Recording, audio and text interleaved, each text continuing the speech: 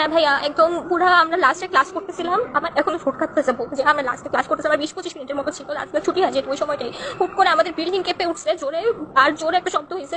আমি জানালার পাশে বসা ছিলাম, একদম পুরা জানালার পাশে বসেছিলাম ওই জায়গাটায়। জোরে আইসা প্লেনটা একটা মেয়ে দাঁড়িয়েছিল, মেয়েটার উপর ধাক্কা লেগে মেয়েটার শরীর পুরা ব্লাস্ট হয়ে গেছে। একটা বাচ্চা ছিল, পুরো বুক ফায়ার হয়ে গেছে, বাচ্চা যায় সুজা। ওই বাচ্চাদের বিল্ডিংটা ছিল, এখানে ক্লাস হইতেছিল, ওইখানে যে পুরাটা হচ্ছে নিচতলা পুরাটা আগুন লেগে গেছে। আমি যখন আসতেছিলাম মায়েরা বাচ্চারা সমানে কান্না করতেছে, কেউ আমাদের টিচারদের পর্যন্ত বাচ্চাদের পাওয়া যাইতেছে না, ওই জায়গাটায় পুরা লাশ বের করতেছে। আমি আসার সময় 3টা লাশ দেখে আসছি, একদম হুট করে কোনো হুট করে এসে ধাক্কা লেগে একদম পুরাটা আগুন লেগে গেছে, নিচতলা পুরাটা ক্লাসরুম টুম সব আগুন লেগে গেছে ওই জায়গাটায়। অনেক বাচ্চা লাশ বের করছে, নিউজে সব দেখাচ্ছে না প্রপারলি। আমি আসার সময় মানে 4-5টা লাশ বের করতেছিল, নিউজে দেখাচ্ছে 10 জনের মতো, অনেক বাচ্চা মারা।